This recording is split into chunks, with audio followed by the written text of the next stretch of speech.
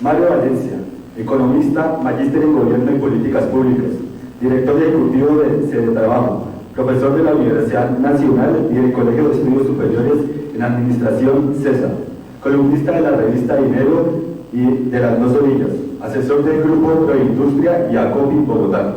Magíster Valencia, bienvenido. Bueno, muchas gracias. Buenas tardes. Gracias a la universidad por la invitación en esta 33ª jornada de investigación, al doctor Jorge Espíndola, a Isnardo y a todos los profesores, a las profesoras y a todos los estudiantes por estar esta tarde en esta conferencia que tiene, yo la voy a dividir como en dos partes. Una mala noticia. La primera parte es mostrando cómo está la economía colombiana, entonces pues tiene que ser el análisis crítico de lo que está pasando con la economía, y pues ya que es viernes en la tarde, una buena noticia, y es qué debemos hacer y cuál es el papel que juegan también en ese campo no solo la academia, sino especialmente, y me llamó y por eso agradecí la invitación, la invitación del programa de ingeniería industrial, porque yo sí creo que el progreso del país, el desarrollo colombiano pasa en una muy buena medida por la industrialización del país.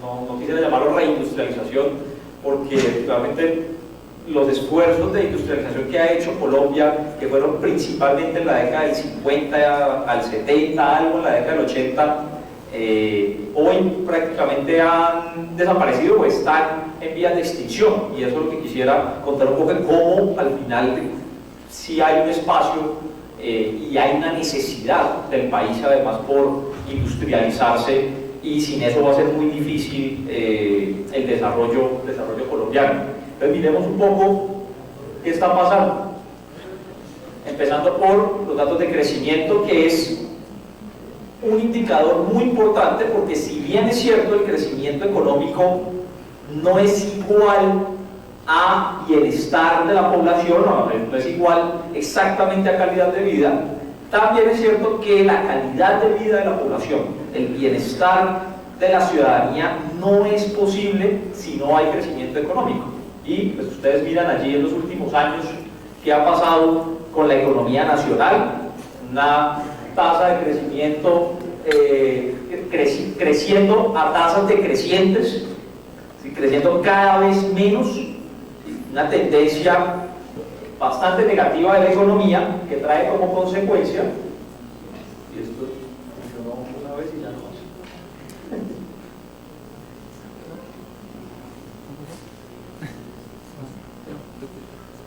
Y esto tiene un efecto en el empleo, que es hoy en día, voy a empezar por esta variable, es hoy por hoy el principal problema económico y social que tiene el país.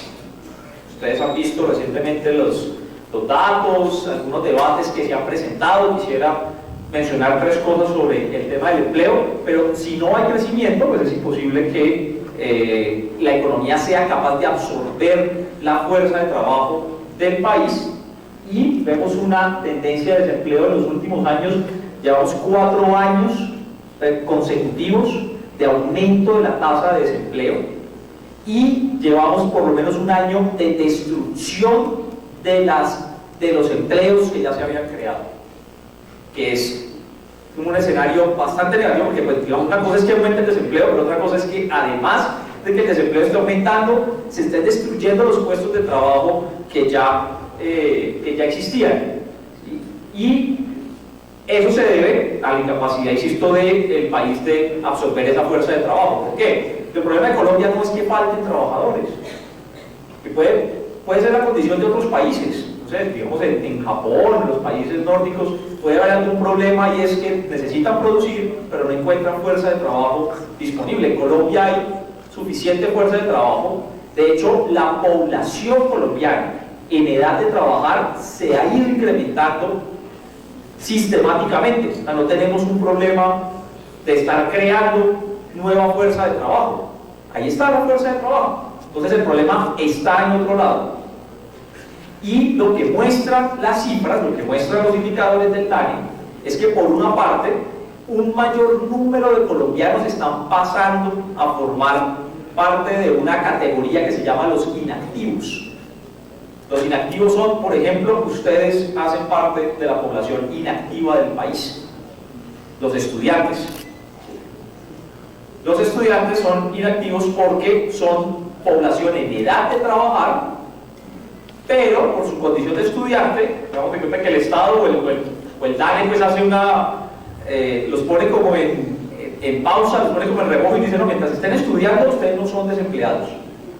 Si cuando se gradúen siguen sin encontrar trabajo, ya los pasamos a la categoría de desempleados. Pero lo que más ha crecido en Colombia, y eso es lo que muestra por qué las tasas de desempleo no son más altas en el país, es que la población inactiva es cada vez mayor.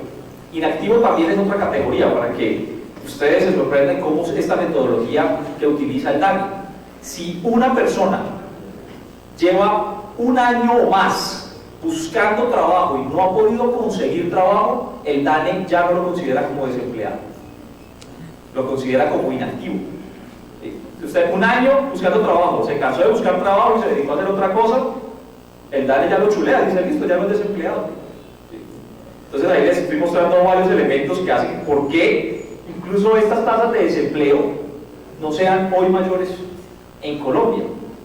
Una persona que trabaja durante 1 hora a la semana, remunerado o no remunerado, es considerado como ocupado según el DANE. Si es considerado como ocupado, ya no es desempleado. Repito, una persona que trabaja 1 hora a la semana, sea que le paguen o no le paguen, ya no es considerado como desempleado. Y un fenómeno que cada vez pareciera que se está agravando más, y es la brecha del desempleo entre hombres y mujeres, obviamente en contra de las mujeres, porque no somos capaces tampoco como sociedad de absorber esa fuerza de trabajo femenina.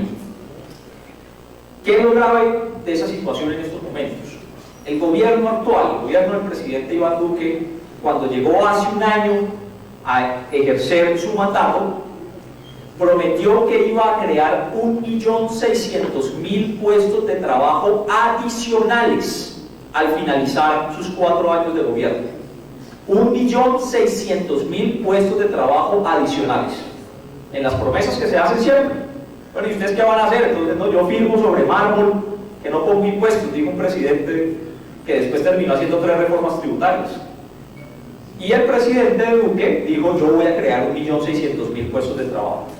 Y durante su primer año de gobierno, que es el 25% de su mandato, 1/4 parte de su mandato, no ha creado un puesto de trabajo neto adicional, sino que por el contrario, durante el primer año de gobierno se han destruido 187.500 puestos de trabajo en el país.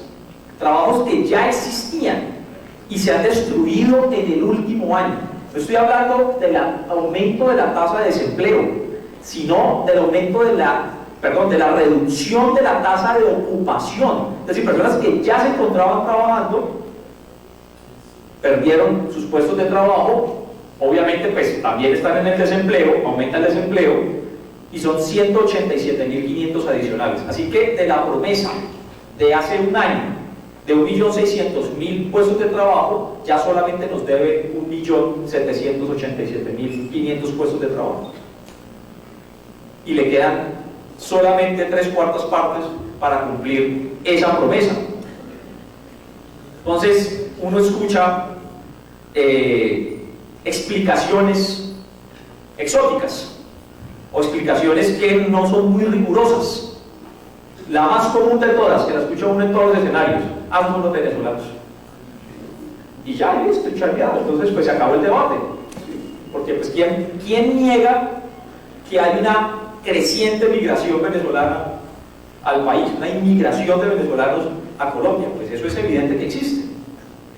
Entonces, y nadie ha hecho un estudio serio sobre el tema, sobre cómo está impactando esa migración los indicadores sociales y económicos del país.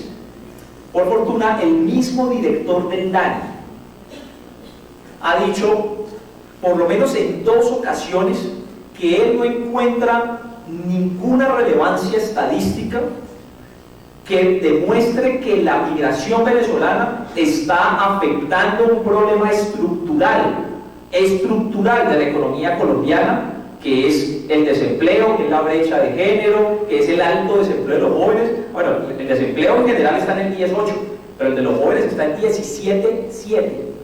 17,7% es la tasa de desempleo de los jóvenes. Y el director del DANE dice: yo no encuentro ninguna relevancia estadística para que digan que es por culpa de la migración venezolana. Y da una explicación que a mí me parece sensata. La presión que ejerce la migración venezolana sobre el mercado laboral colombiano que hoy existe es el 0,6%. Ojo, el 0,6% de la migración venezolana la migración venezolana es el 0,6% de la fuerza de trabajo total ocupada en el país. Entonces no lo puede explicar significativamente. Y tampoco lo explican los estudios que a nivel internacional se han hecho sobre cuál es el impacto de las migraciones en los países que reciben una fuerte migración.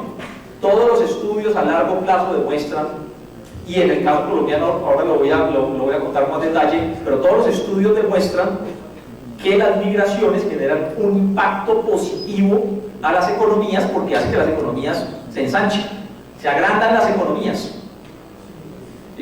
Y pareciera, a la luz de los resultados de lo que está pasando en la economía nacional, pareciera que eso es exactamente lo que nos está ocurriendo también. Con este panorama de caída de la tasa de crecimiento, hacia atrás. Esto no está funcionando, ¿cierto? No está funcionando. Okay. Uno hacia atrás. Con esos 2 escenarios, caída de la tasa de crecimiento, y el siguiente, que es el de, pero ayúdame por favor ahí, ¿cómo? Y el siguiente, el aumento de la tasa de desempleo, parece inexplicable que la demanda del consumo de los hogares colombianos, el consumo de los hogares está creciendo. Entonces uno dice, pero ¿cómo rayos uno hace para que una economía que no crece, que está destruyendo empleo, que genera más desempleo, la gente esté consumiendo más? Y solamente hay 2 explicaciones. Una que tiene que ver con la llegada de venezolanos que están consumiendo, y están demostrados los hechos. La migración venezolana le está aportando alrededor de 1 millón de personas que están consumiendo en promedio 450.000 pesos en promedio de gasto adicional por persona a la economía. Y entonces el consumo está creciendo. Y segundo, el segundo principal producto de exportación de Colombia hoy en día son las personas. Ojo a esto, es el segundo principal producto de exportación de Colombia, son las personas después del petróleo. Colombia, de donde más recibe dólares la economía colombiana es del petróleo, que recibe aproximadamente 10.000 millones de dólares en el último año. Y el segundo rubro son las remesas de trabajadores colombianos que se fueron del país y se fueron a trabajar a países en donde sí saben cómo absorber la fuerza de trabajo y sí saben cómo producir, y mandan la plata a sus familias, y eso representa 4.400 millones de dólares en el último año.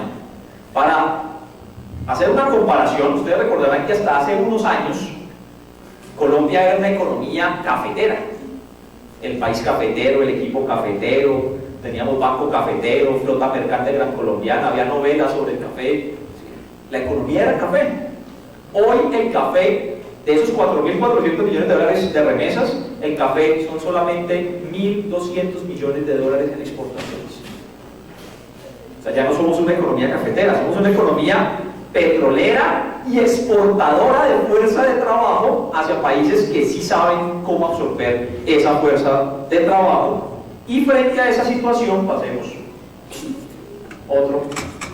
Frente a esa situación, hoy los gremios de la producción en cabeza del Consejo Gremial, que se supone que es la institucionalidad que defiende la producción nacional. Cuando hablamos de producción estamos hablando de producción agrícola y producción industrial también. Ahí está la ANDI, está la Sociedad de Agricultores de Colombia, están los comerciantes, FENALCO. Estos tres gremios de la producción, bueno, si se puede llamar todavía de la producción, lo que están proponiendo frente a esa situación que acabo de mostrar es una reforma laboral para recortar lo que ellos llaman los costos no salariales de los trabajadores de Colombia. Es decir, disminuir garantías laborales, derechos laborales, privilegios y ganancias de los trabajadores que se han adquirido pues, con el tiempo y con años de lucha del mundo del trabajo. Y lo que proponen estos gremios es reducirlo, porque ellos dicen que si se suben los salarios, entonces la economía, se desbarata la economía, que no se pueden subir los salarios, que lo que hay que hacer es bajar los salarios a los trabajadores, desconociendo, claro, pues ellos lo dicen porque, entre otras cosas, aquí en Colombia nadie debate sobre estos temas, ¿sí? El gobierno dice cualquier cosa y pues eso no tiene ningún debate. En la academia hay muy pocas reacciones frente a estos argumentos que plantea tanto el gobierno nacional como esos gremios de la producción. Nos pusimos en mi oficina a mirar un poco los datos y dijimos, oiga, ¿por qué no conseguimos los datos de los 5 países más competitivos del planeta? Ahora hablamos, en el punto que sigue, hablamos un poco del tema de la producción mercantil para mirar por qué este tema de la competitividad es importante. Estos son los 5 países: Estados Unidos, Singapur, Alemania, Suiza y Japón. Son los 5 países más competitivos del planeta. Colombia está como en la mitad. Y estos son los 5 países menos competitivos del planeta: Burundi, Angola, Haití, Yemen y Chad. Los 5 países más competitivos del planeta, que son además los 5 países con más alta productividad del trabajo, o sea, que son capaces de producir más riqueza con la fuerza de trabajo que tienen los salarios más altos del mundo. En promedio, $4.000 de ingreso, de salario promedio por trabajador. $4.000 al mes. Colombia, ahora miramos Colombia. Burundi, Angola, Haití, Yemen son los países menos competitivos. Como son los menos competitivos, también son los menos productivos en fuerza de trabajo. Y mire la maravilla de salarios que tienen los trabajadores en estos países. Entonces, si le hacemos caso al argumento del Consejo Gremial y de lo que van a proponer como reforma laboral próximamente el actual gobierno, entonces pues si llegamos a salario cero, según esto, seríamos los países más competitivos y más productivos del mundo. Pero miren los hechos, miren la evidencia, es que esto es lo que ocurre. Estos son datos del Foro Económico Mundial, estos no son datos de Voz Proletaria, ni son datos del Foro Económico Mundial. Y entonces aquí lo que nos dicen como solución a este problema es que lo que tenemos que hacer es que los trabajadores aguanten más hambre. Por supuesto que eso es así porque tenemos una economía que no es capaz, y entro al segundo punto, una economía que no es capaz de crear suficiente riqueza. Aquí nos hemos enfocado mucho y es un problema muy grave, lo voy a abordar también, pero lo que pasa es que solamente puedo hablar de 3 problemas porque si no, antes de llegar a las soluciones ya se ha ido la mitad del auditorio. Pero solamente me voy a enfocar en esos 3 problemas, del empleo, de la producción y del comercio. Pero es cierto que Colombia es un país muy desigual. ¿Qué significa que sea un país muy desigual? Significa que dentro de la riqueza general que se crea, hay muy pocas personas que concentran una porción muy grande de esa riqueza.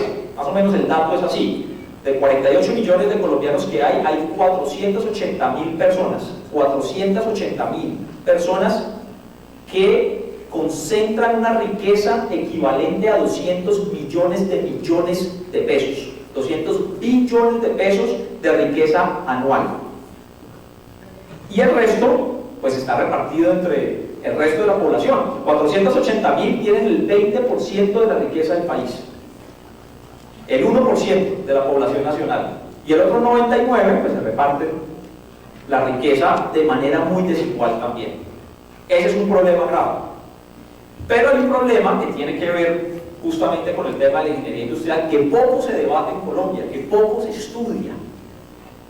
Realmente hay incluso poca literatura sobre este tema, y es la incapacidad de Colombia de crear riqueza. ¿Qué es lo que produce Colombia?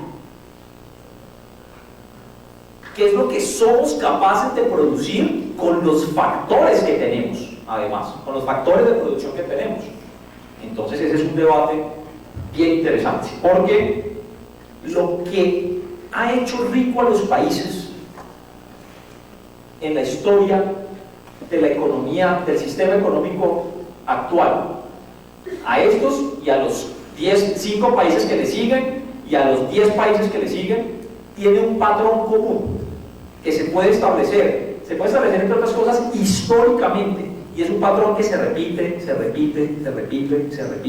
así que como se repite tantas veces y es tan consistente, se podría decir desde el punto de vista científico, se puede decir que eso es un hecho empírico, porque es más o menos incontrovertible. Si yo suelto este control en estos momentos, la probabilidad de que se caiga es de 100%. Si estos países no hicieran lo que hacen en materia económica, no serían estos países, sino que serían estos. O bueno, pues estarían por aquí más o menos como en la mitad, porque Colombia tiene unas características especiales que tienen que ver con su riqueza de recursos naturales. ¿Qué han hecho estos países? Producción mercantil. Producir mercancías en el sector industrial y en la agricultura también. Entonces, cogen factores de producción, los transforman, los vuelven mercancías y los venden en su mercado interno y los exportan a otros países. Pero en ese orden. Primero producen, después venden en su mercado interno y después exportan. Ese es el orden que han seguido esos países. Yo escribí un libro sobre eso en el que demuestro históricamente desde la revolución industrial hasta la industrialización de Corea y de Japón qué es lo que han hecho esos países.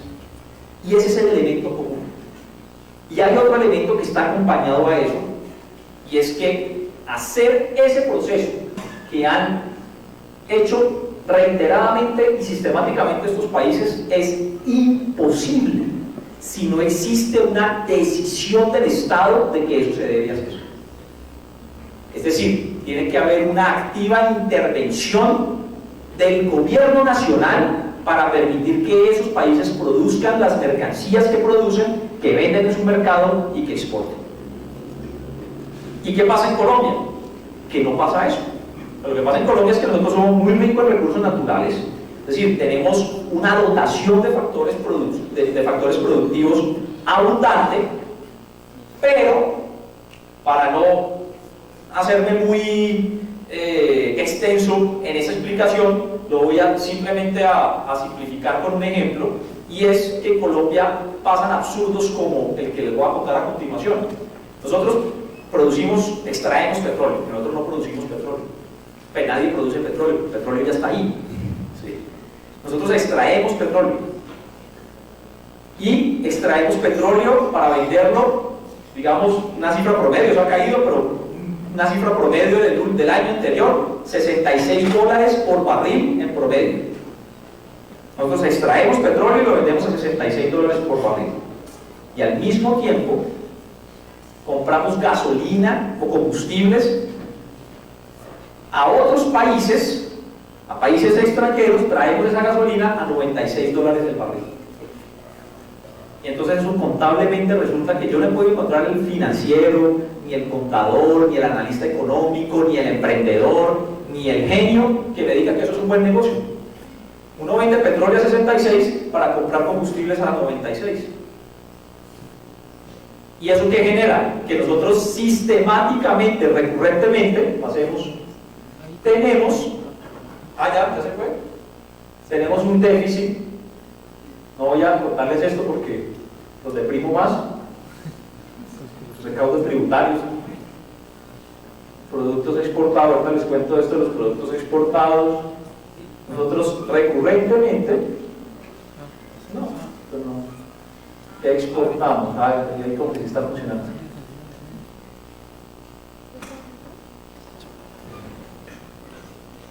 Creo que ya me había pasado entonces.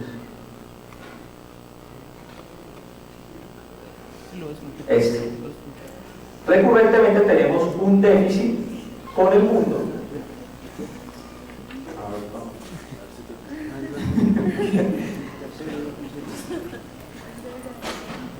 Bueno, vamos a ver.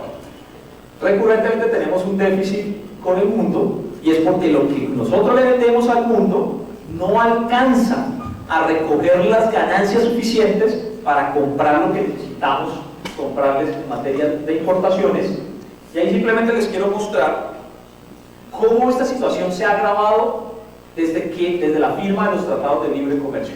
O sea, nosotros, digamos que antes no era que estuviéramos muy bien, pero teníamos un superávit comercial, vendíamos más petróleo y más carbón, ¿sí? O lo vendíamos a mejor precio, y desde la firma de los tratados de libre comercio esta situación empezó a empeorar y hoy tenemos un déficit comercial recurrente, y no es lo más grave, sino que lo más grave de todo eso es que no pude hacer funcionar esto. Más bien voy para allá y muevo el computador, creo que hacia atrás, no hacia atrás. Esto. Sino que esto lo que nos está mostrando es que Colombia año a año es incapaz de generar las ganancias suficientes para sus relaciones comerciales o sus relaciones económicas con el mundo. O sea, que damos esas barras hacia abajo, es lo que Colombia año a año le queda debiendo al mundo. Porque no logra conseguirlo. ¿Por qué no logra conseguirlo? Porque pues ya les conté un ejemplo. Es que vendiendo petróleo a 66 para comprar combustible a 96, pues ahí les quedamos debiendo una plata, ¿sí? Comprando iPhone 11 pero vendiendo aguacates, pues también les quedamos debiendo una plata, porque hay que vender mucho aguacate para comprarse un iPhone 11. Entonces no dan las cuentas, no da el negocio, ¿sí? El negocio es deficitario, es como el negocio de la tía que hace adornos en Navidad, y la tía cree que se va a hacer rica vendiendo adornos en Navidad, y no se hace rica vendiendo adornos de Navidad, porque cuando uno le saca los costos, nos dice, oiga tía, lo que pasa es que usted está perdiendo plata con cada adorno. ¿Sí? Eso es lo que le pasa a la economía colombiana, con un problema. Tenemos petróleo para 5 años. ¿Sí? Cuando uno también le dice, no, si Colombia va para Venezuela, yo siempre digo, no, Colombia no va para Venezuela, Venezuela tiene 250 años de petróleo, Colombia tiene 5. Entonces, algo hay que hacer, ¿sí? Yo llamo la atención sobre esto es porque obviamente que esto es un absurdo que nos lleva a situaciones, que nos lleva a situaciones que son absurdos económicos. Sigamos, esta, la anterior, y esto es lo que les decía de lo de las remesas. ¿Qué es lo que más vende en Colombia? Petróleo es lo que más vende. Hasta el año pasado, lo que le seguía, bueno, este dato está un poco desactualizado, pero el último dato, agosto de 2019, aquí no está 2019, el último dato para agosto de 2019 da que las remesas ya son más altas que el carbón, y miren el café, y el café va bajando y va cayendo, ya no somos un país cafetero. Pero ¿y qué compramos? Creo que aquí al mundo lo que le compramos, sigamos, más, otra, esta. ¿Qué compra Colombia al mundo? La azul, esta azul, son bienes industriales. O sea, nosotros vendemos, vuelvo al punto, vendemos aguacate para comprar iPhone. No da las cuentas. Me da mucha pena pues con los gobiernos, con los ministros. La ministra de Comercio, la viceministra de Comercio, Laura Valdivieso, en el día de ayer, sale y le preguntan, oye, entonces el dólar a 3.500, que dice, no, maravilloso porque vamos a aumentar las exportaciones. Y entonces le dicen, oiga, pero ¿y entonces por qué los meses pasados no aumentaron las exportaciones? Dice, no, lo que pasa es que Estados Unidos disminuyó la demanda. Y no es cierto. A mí se me quedó eso sonando, yo fui para la oficina y me puse a ver las cifras de crecimiento del consumo de la economía de Estados Unidos. Y el consumo de los Estados Unidos crece al 4,6%. Y las exportaciones no tradicionales de Colombia hacia ese país caen 3,7%. Entonces no es cierto. O sea, la caída de las exportaciones no tradicionales de Colombia no es porque Estados Unidos no esté comprando, es porque nosotros no tenemos nada que venderle a Estados Unidos. Las exportaciones de México a Estados Unidos están aumentando, porque tienen que venderle. Entonces, todo el problema del comercio no es un problema de acceso a mercados. El problema del comercio es un problema de qué es capaz de ofrecer Colombia, qué es capaz de producir Colombia, cómo se crea riqueza para que esa mayor producción absorba fuerza de trabajo y tengamos mayores niveles de ocupación y menores niveles de desempleo para podernos enfrentar en un mercado globalizado a nuestros socios comerciales. ¿Quiénes son los socios comerciales de Colombia? Estados Unidos, la Unión Europea y China principalmente, que son los países más competitivos del mundo. Acuérdense de la tabla que les mostraba anteriormente, yo les decía, esto es importante saberlo, es porque nuestros rivales en la economía mundial son los países más competitivos, que tienen la mayor productividad, porque producen cosas que vale la pena y que pueden pagar los salarios más altos. Aquí la discusión de política económica es hacia dónde va Colombia, hacia Chad y Burundi o hacia Japón, Alemania o Estados Unidos, hacia dónde estamos orientando nuestra economía para que esto realmente funcione y valga la pena, porque el petróleo se va a acabar, el carbón lo están dejando de usar, pues habría que sembrar no sé cuántos países en aguacate para que eso compense las pérdidas, digamos, por ejemplo, de estos industriales. Eso es lo que importamos nosotros, este es nuestro déficit en importaciones de mercancías industriales. 32.000 millones de dólares al año, cada año. Le quedamos debiendo al mundo 32.000 millones de dólares en carros, computadores y iPhone, que no podemos pagar con el petróleo, el café y el aguacate. Esa es la realidad. Cierro esta parte, voy un poco a las conclusiones para contar esto que tiene que ver con la parte empresarial, la parte de cómo las empresas juegan un rol importante en el desarrollo de las naciones, la actividad empresarial. Y es que el gobierno actual ha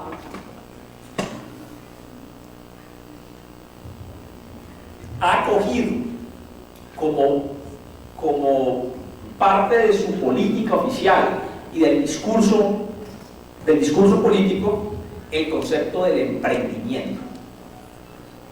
Ustedes seguramente han oído hablar mucho de esta palabra y esa es la palabra de moda.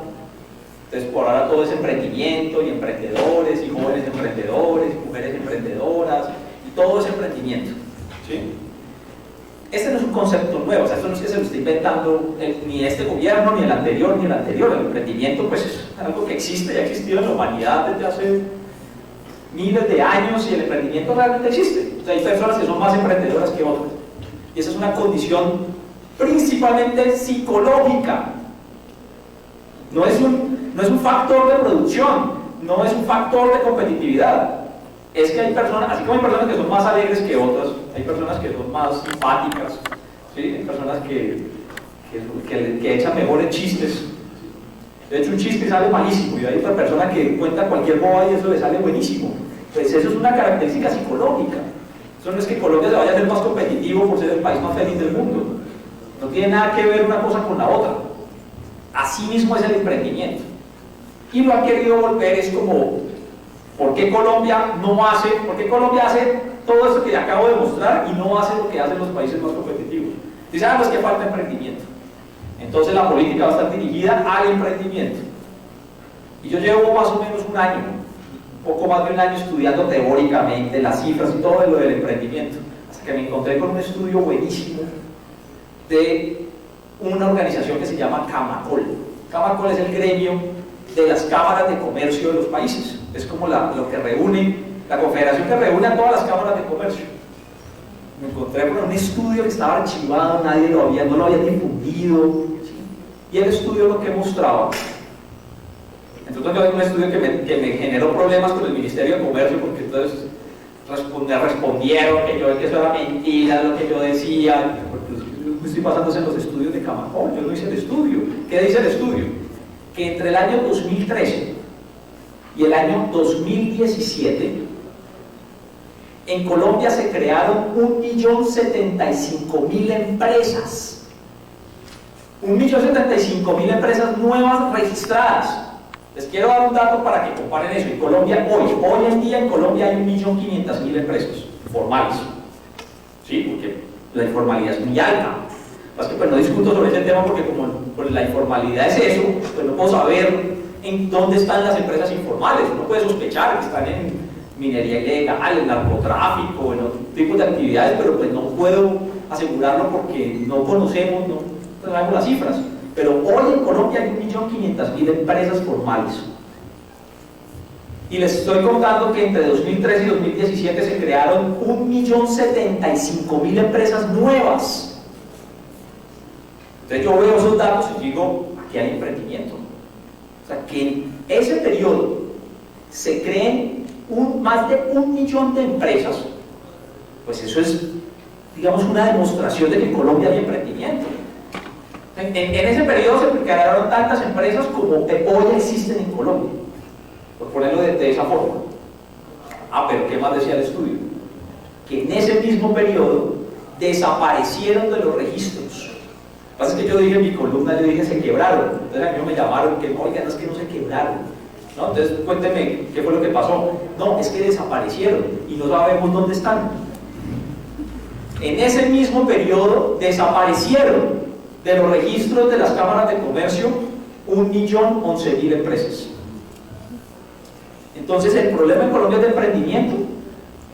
Entonces ustedes van a decir que en un país en donde en 5 años se crean 1 millón de empresas hay un problema de emprendimiento. No. Aquí lo que hay un problema es de por qué esas empresas que se crean con emprendimientos no se sostienen en el tiempo. Y los datos lo que muestran es que en un periodo de 5 años más del 66% de las empresas en Colombia se quiebran. Y una última cosa que muestra ese documento de Camacol, y es que de esas empresas que existen en Colombia, de ese 1.500.000 empresas, el 63% de esas empresas solo ocupa a la persona que creó la empresa. Entonces son empresas de un nombre, Mario Valencia Asociados. El único asociado soy yo, conmigo. Solo un empleo, el 63% de esas empresas solo genera un empleo, el de la persona que creó la empresa. Entonces, con un sector empresarial, es decir, el 99% son MIPYMES. Es muy difícil lograr la competitividad de países que son nuestros rivales con esos indicadores, y el problema claramente no es un problema de emprendimiento. El problema es de si el entorno de negocios, el entorno del costo país es el entorno adecuado para que las empresas se puedan desarrollar, invertir en ciencia y tecnología, hacer innovación, es decir, todos los elementos del emprendimiento, y absorber fuerza de trabajo para reducir esos problemas sociales que se están presentando en el país en estos momentos. Y termino nuevamente con esto. ¿Qué hacer? Porque si estamos discutiendo estas cosas, es obvio que es porque algo está pasando que está reflejando que algo en la economía no se está manejando bien. Es decir, si ustedes miran solamente los datos de agosto, que son los datos oficiales, estadísticos del DANE, sobre destrucción de empleo, en agosto se destruyeron 569.000 puestos de trabajo en un mes, en un solo mes, se destruyeron. Y que uno salga públicamente a decir es que eso es culpa de Venezuela, yo puedo decir que es culpa de los venezolanos el aumento del desempleo. No es así, pero uno, en aras de la discusión teórica, uno podría decir el aumento del desempleo es culpa de los venezolanos, pero la destrucción de los que ya estaban, ¿por qué rayos? ¿Por qué diablos?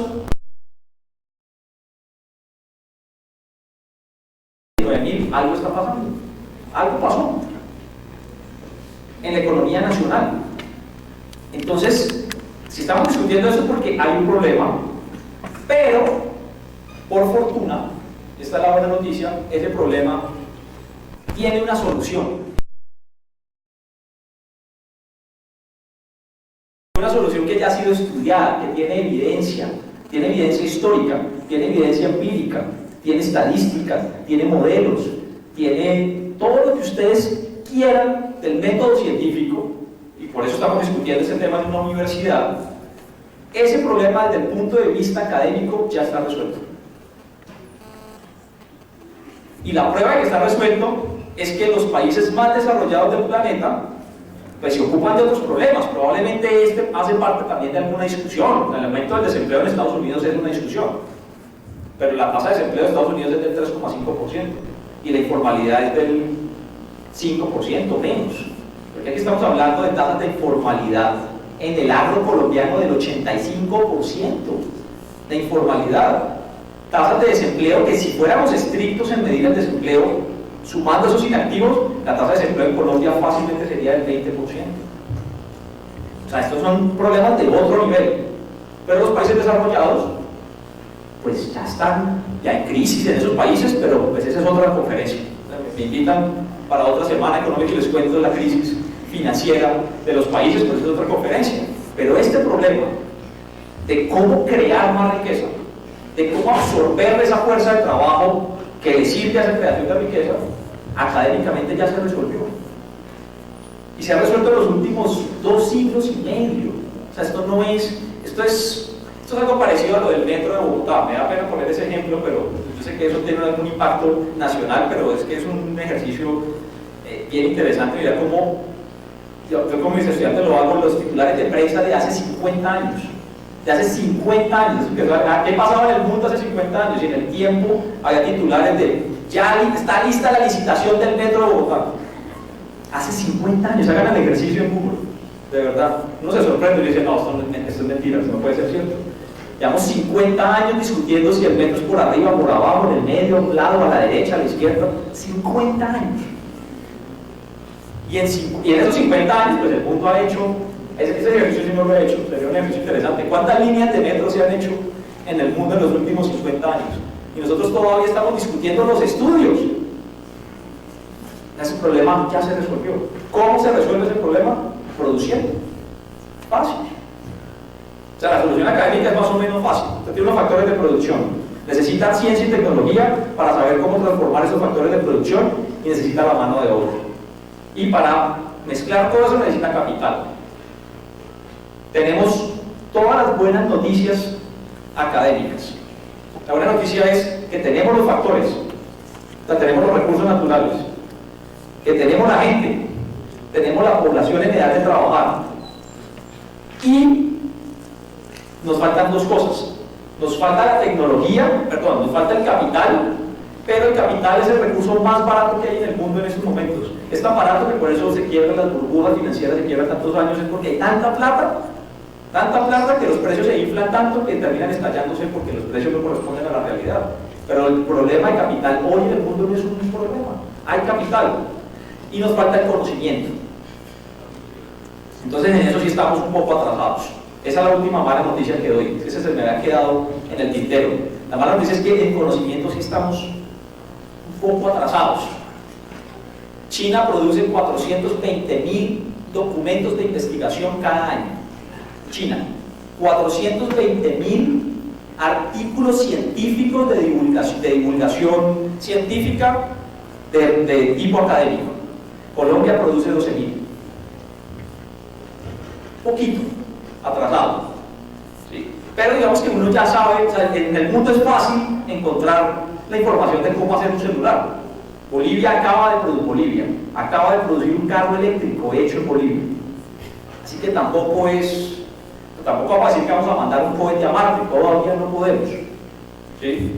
El problema no es de acceso a mercado. Cuando estaban discutiendo los tratados de libre comercio, el de la Unión Europea, recuerdo que un negociador del Ministerio de Comercio de Colombia, en el gobierno de Uribe, decía, oiga, es que tenemos acceso al mercado europeo en el 100% de los productos industriales. Y entonces estaba el listado de productos industriales, eran 10 páginas de productos industriales que Colombia podía exportar. Y recuerdo mucho que vi en una de esas páginas decía cohetes espaciales. Yo decía, oiga, venga, negociador, ¿cuántos cohetes espaciales produce Colombia? No, pues no producimos ninguno, pero ya lo podemos vender. Decía el negociador, el problema no es ese. El problema es si somos capaces de hacerlo o no somos capaces de hacerlo. Entonces yo les digo, bueno, no vamos a hacer un cohete espacial todavía, pero Bolivia ya hizo un carro eléctrico, ¿sí? Y nosotros estamos comprando la chatarra de buses que en la Unión Europea ya no usan. En eso es en lo que estamos. Están esos elementos. Solamente hay uno más difícil, que es lo que hace falta. Esto es lo académico. Cierro toda la conferencia con esto. Falta solamente un pequeño detalle para poder llevar a cabo esto y poder ser uno de esos países competitivos, que es la voluntad política, la decisión política de querer hacerlo. Es decir, tener un gobierno que diga, oiga, si es que lo que hay que hacer es esto, vamos hacia allá, y no que ande con el cuento de la economía naranja y el emprendimiento, que eso es toda una falacia y toda una basura teórica que se han inventado para desviar la atención, para poner cortinas de humo sobre el debate realmente importante, que es el de la producción industrial en Colombia, necesaria producción industrial de carros, de confecciones, de medicamentos, de químicos, de todo lo que podamos producir, de todo lo que producimos y que se ha ido acabando, y que tenemos que recuperar otra vez la capacidad del país de producir esas mercancías para absorber esa fuerza de trabajo, pero necesitamos un gobierno que sea capaz, que crea en esto y que sea capaz de hacerlo, que lo sea capaz de llevarlo adelante. Ese es el reto que tenemos. El académico ya se los acabo de contar hace grandes rasgos, pero tenemos otro como ciudadanos de este país, no como académicos, que los académicos siempre nos paramos aquí arriba, a ver, bien alta la tarima, ¿sí? El académico siempre estamos aquí mirando a la sociedad desde arriba. Sí, no, pues qué pobrecitos los desempleados, están por allá. ¿No? Como ciudadanos tenemos que darnos a discusiones cuál es el tipo de gobierno que necesitamos que sea capaz de garantizar que esas condiciones se den. Muchas gracias.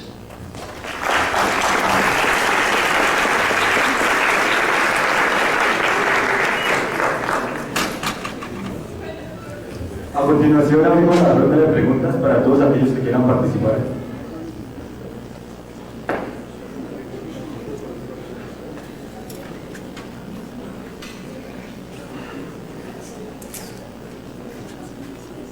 Preguntas o comentarios. No, después. Muchísimas gracias, doctor Mario Valencia. Yo tengo una pregunta y es el papel que juega la educación superior como en este proceso de impulso, si se puede decir, de la producción nacional. Gracias. Recogemos varias. El de arriba.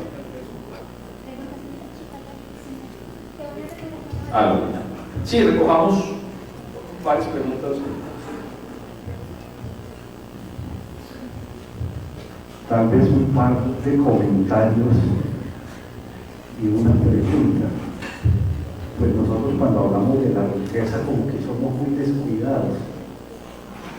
Aquí por allá en el año 51 le pegaron nuestros mayores unos mortedazos al lago de Tota y desviaron su curso natural, que ojalá alguna acción judicial internacional no nos obligue como en Chingasa a recuperar los ríos de este lado, porque la escorrentía natural es por el Impía hacia el Orinoco, hacia los llanos.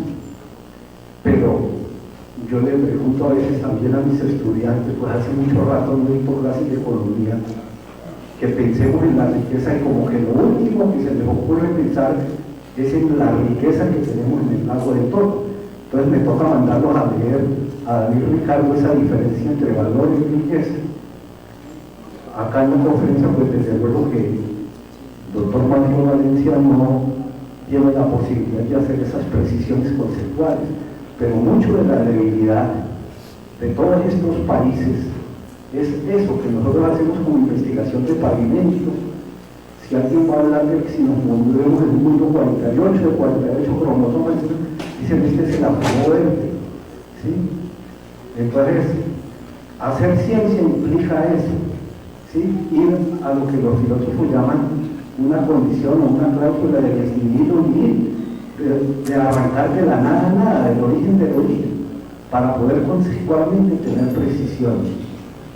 En Colombia yo lo último que he podido estar pendiente por ser boyacense es lo que llaman el MAO, el Mapa Regional de Oportunidades. Entonces ahí es donde quería invitar al doctor Valencia, si tiene algunos datos, porque el MINSIT, el Ministerio de Comercio, Industria y Turismo, pues desde luego que nos presenta unos datos en donde carrocerías, hay un poco de años que estamos bien aquí en Boyacá con carrocerías, pero desafortunadamente después de que nos hicieron con muchísima demora, nos hicieron, quiere decir entre comillas, porque eso lo pagamos. Esa doble calzada especializada en camabajas, pues lo que está saliendo es una puzolana por aquí de unos cerros que incluso ancestralmente eran sagrados, y desde que hubo el paro agrario y aceleraron mucho más porque pensaron que iba a triunfar una revolución que los boyacenses íbamos a tumbar gobierno, y entonces esa es la economía que estamos, ya estamos expuestos al fracking ahorita mismo. Coincido en lo de la economía naranja, dice que hay 70 proyectos nacionales, pero eso tiene una falta de seriedad absoluta. Yo coincido con eso, ni siquiera pueden medir en cuentas nacionales que hace el Museo Casabella y todas estas organizaciones culturales que se han activado haciendo tallercitos, cuánto impacta. Ni siquiera nosotros los profesores universitarios que nunca nos hemos dejado montar en el país, no sabemos cómo impacta el trabajo y el conocimiento que hacemos los docentes universitarios. Entonces, esos eran los dos comentarios. Cada 15 de mayo los TNC, yo sí invito particularmente el TNC con los Estados Unidos a que los estudiantes miren eso.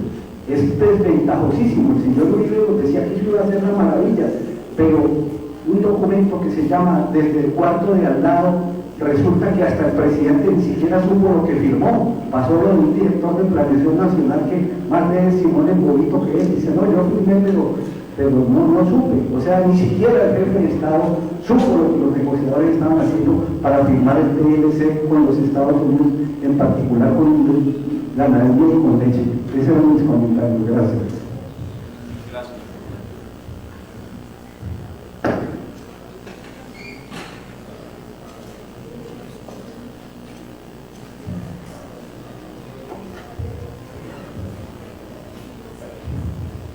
Buenas tardes, mi nombre es Alejandra Fernández. Yo quiero saber, digamos, si desde un principio se sabía que los tratados de libre comercio no iban a generar, digamos, como un impacto bueno a la economía colombiana, porque se sigue haciendo. Es decir, aquí en Boyacá, digamos, como nuestro fuerte es la papa, la yuca, pues lo de la leche y la cebolla, y aún así el gobierno sigue importando esas cosas, o sea, exporta más que lo que importa. O sea, eso nos ha generado que la economía pues se ve afectada. Y otra cosa, usted hace énfasis en que depende de los políticos, pero nosotros no nos podemos quedar esperando a que venga un político y lo haga, porque realmente nunca lo va a hacer. Cada político va como a sus propios intereses. Entonces mi pregunta es, ¿cuál es la solución que usted plantea para nosotros, digamos, de una forma directa, no nos veamos como dependientes a lo que diga el gobierno? Gracias. Gracias. Buenas tardes. Muy interesante su exposición.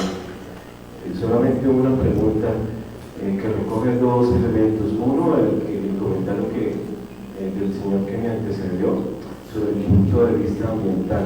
Es decir, usted dice, bueno, aquí hay que promover la producción nacional, por ejemplo.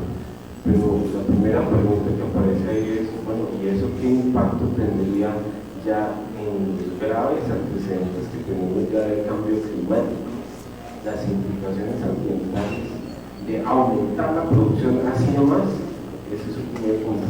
Y dos, ese modelo de producir, de vender la industria nacional, ¿sí?, suena muy keynesiano, y en ese sentido pues la historia nos ha demostrado que el keynesianismo a largo plazo es inflacionario. Entonces, ¿cómo evitar también ese problema inflacionario? Gracias. Gracias. Yo creo que una más, porque como no hay tren ya que a Bogotá, no toca ir ahorita Bueno, en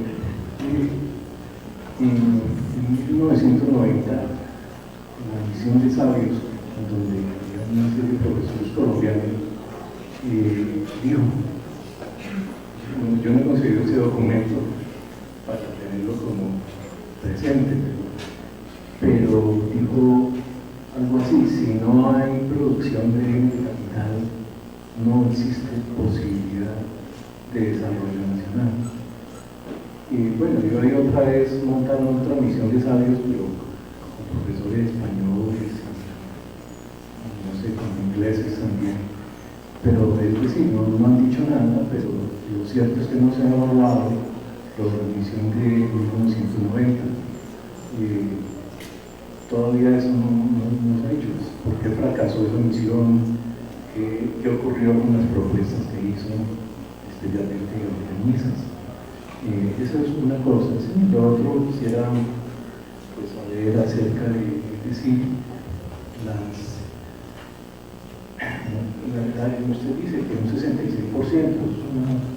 sí, con las cifras que da, es creo que superior del 66% de empresas quebradas en el país en 5 años. Personalmente, bueno,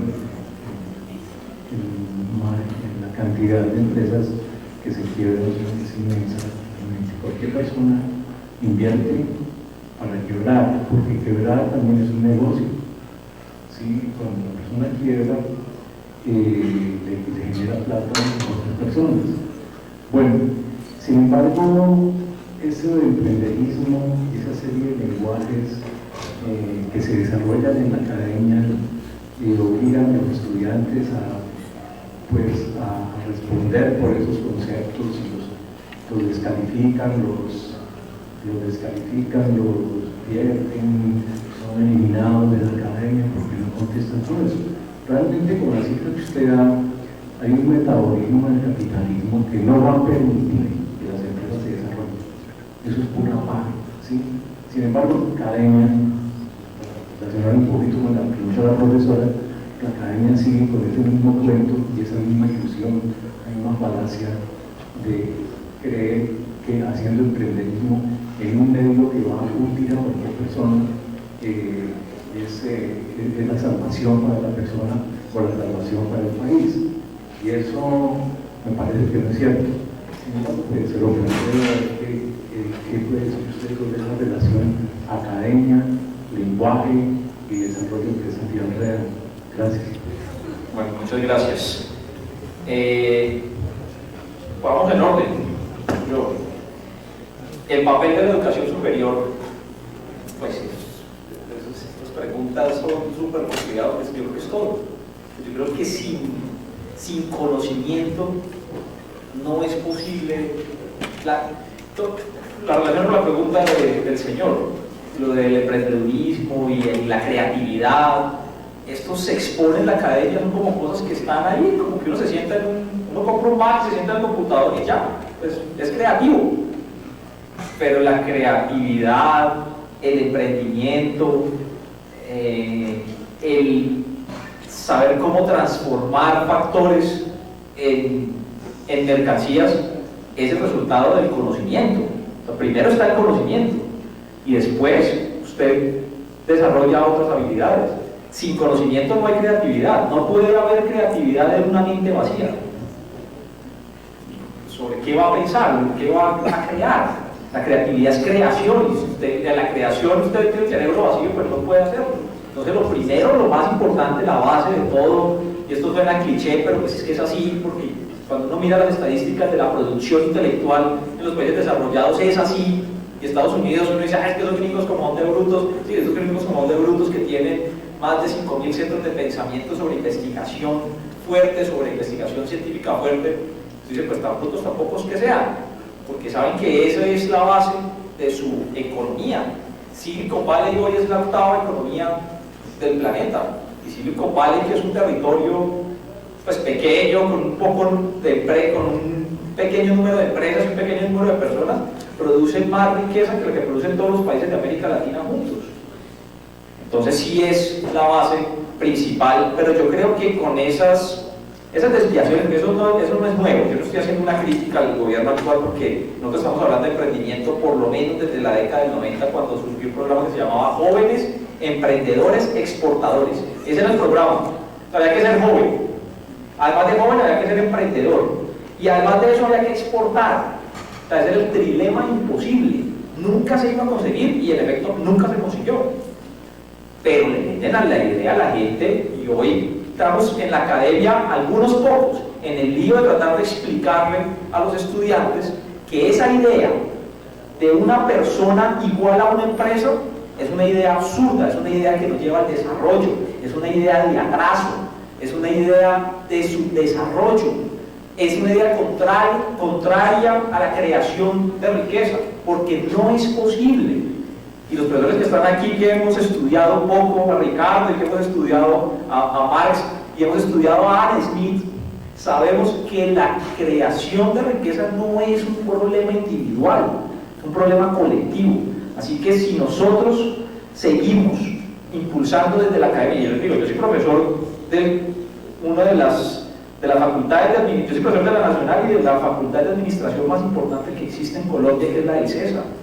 Y en el CESA me toca dar estos debates con los profesores, porque entonces todo el que no, entonces creen empresas, y yo digo, pero ¿cómo van a crear una persona, una empresa? Niega el principio de la creación de valor, que es a través de la fuerza de trabajo. Niega ese principio. O sea, la creación de riqueza en la humanidad en los últimos 3 siglos no ha sido porque una persona muy brillante tipo Bill Gates o Jeff Bezos o Elon Musk son muy geniales. La creación de riqueza es por la utilización adecuada, productiva de los factores de producción, especialmente de la mano de obra. Entonces no es cierto que el país se vaya a desarrollar con la idea de una persona o una empresa. ¿No es cierto? Eso no va a pasar. No ha pasado, mejor dicho. Entonces dicen, no, es que el mundo ha cambiado, y bueno, pero no ha pasado. En los últimos 3 siglos no ha pasado. Entonces, difícil, digamos, creer en esos mitos. Segundo, yo estoy de acuerdo, yo también estoy a punto de dejar de dictar clases de economía y me voy a poner a dictar clases de psicología, porque la economía ya no sirve para explicar lo que pasa en países como nosotros. No sirve. Yo quisiera mostrar, ¿por qué no vamos creo que está más adelante, otro, no, entonces más atrás.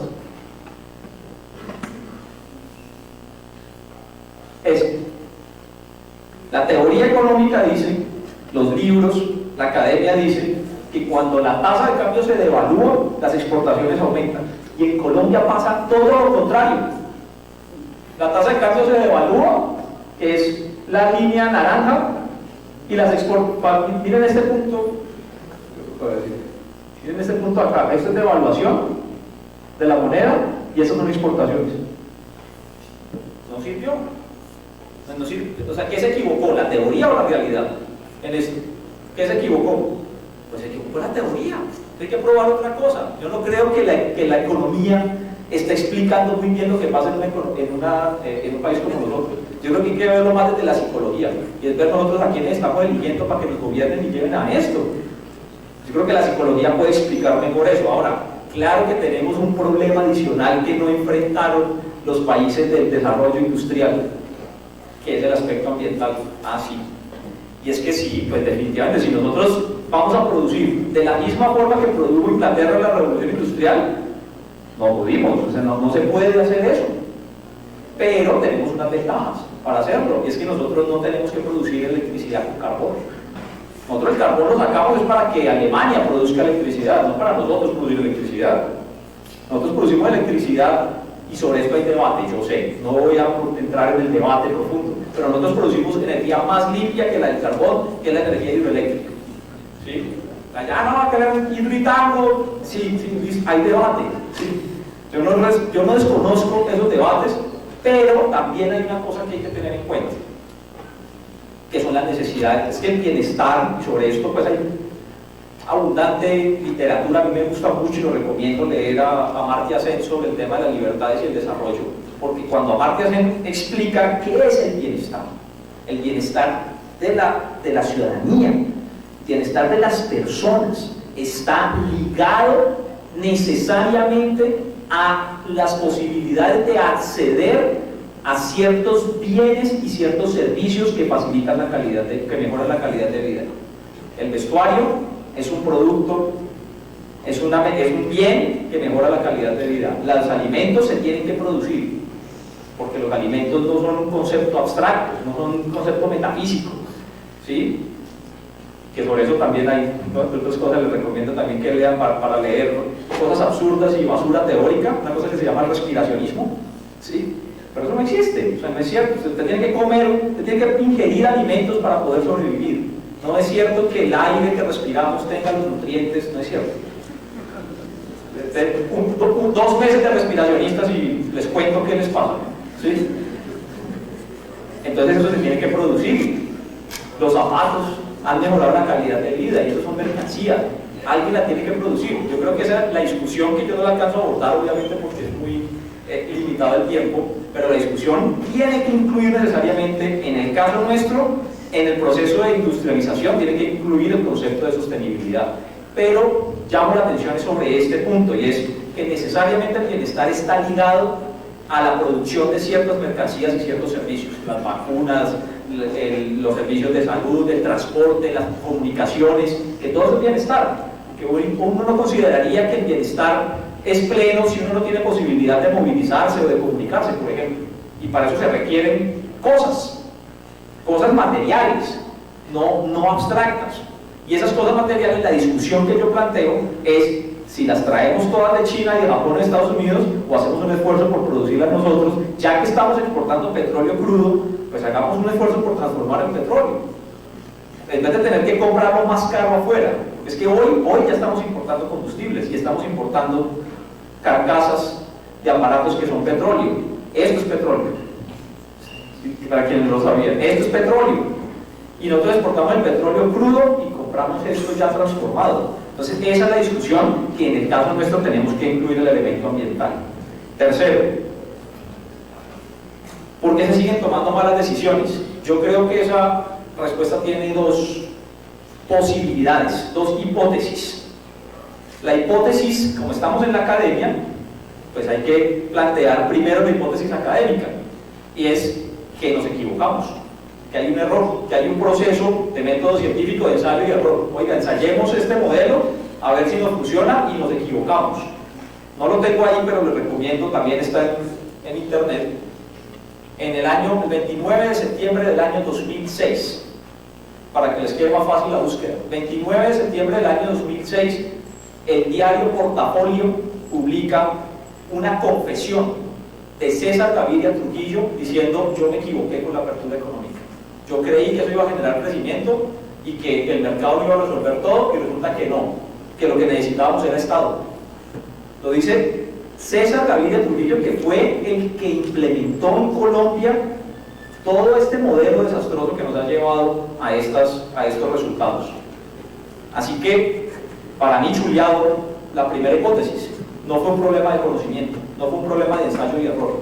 Así que la única opción posible que yo pienso, digamos que lo propongo porque me lo preguntaron a mí, ¿usted qué piensa? Yo pienso que esto es deliberado para que sea así. Yo pienso que Colombia no tiene una política de desarrollo.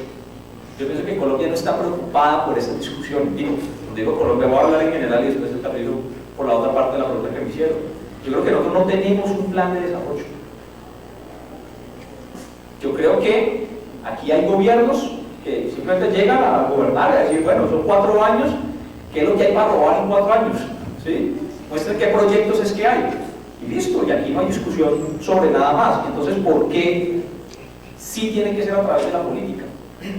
Porque ningún proceso de desarrollo de los países del mundo se ha dado sin una fuerte intervención del Estado.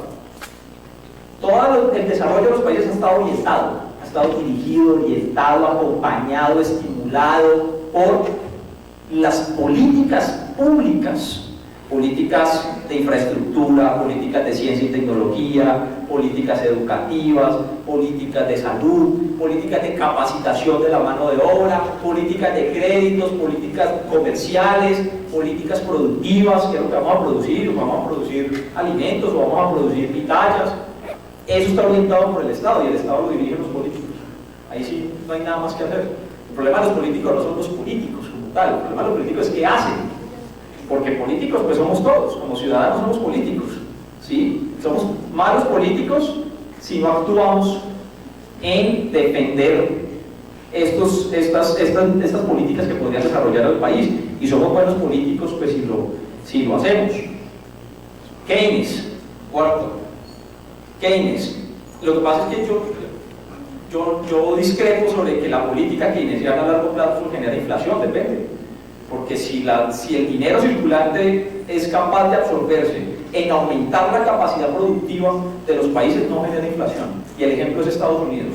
En la crisis de 2008, el gobierno estadounidense le inyectó 800.000 millones de dólares a la economía. Y la inflación fue cero.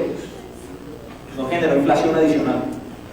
Entonces, llamó la atención sobre los que estudiamos estos temas y dijimos, oiga, pero la teoría cuantitativa del dinero dice que si yo le inyecto dinero a la economía hay inflación. Pero era un caso. Y al año siguiente pasó lo mismo en Japón y después en la Unión Europea. Así que de nuevo, lo que falló no fue la realidad, lo que falló fue la teoría. Quinto, la misión de sabios. El desarrollo científico y tecnológico del país es necesario. Solamente voy a decir una cosa sobre esto. Hay un antropólogo que se llama Martin Harris que dice que un país que no es capaz de desarrollarse sin tecnología, el único destino posible de ese país es la dominación y la colonización. Todos los procesos de colonización de la historia de la humanidad han sido por atraso científico y atraso tecnológico de las comunidades que han sido colonizadas. Así que nosotros podemos no hacer ciencia y tecnología. ¿Sí? Esa es una decisión política. Hay una decisión política en Colombia de que no haya investigación ni inversión en ciencia y tecnología, o no la que necesita el país, por lo menos. La India, no estamos hablando de Estados Unidos ni de Rusia en la era espacial, la India acaba de lanzar un cohete a la Luna para posar una sonda. ¿Era la Luna o era Marte? Ya no me acuerdo. Era la Luna, no, creo que era la Luna. Para lanzar una sonda espacial. Lanzó una sonda espacial a Marte, la India. No aterrizó con éxito, perdieron la comunicación, pero es que lo hicieron. ¿Sí? Pues ya que haya fallado es otra cosa, pero lo hicieron. Entonces nosotros podemos quedarnos atrasados de eso y decir, ay, no, pero que lo hagan los de la India. ¿Sí? Pero pues la dominación está ahí siempre latente como un fenómeno. Y no, yo creo que era eso. Lo otro ya lo respondí, lo de las empresas, el emprendedurismo. Entonces, bueno, de nuevo, muchas gracias por las preguntas y muchas gracias por la atención.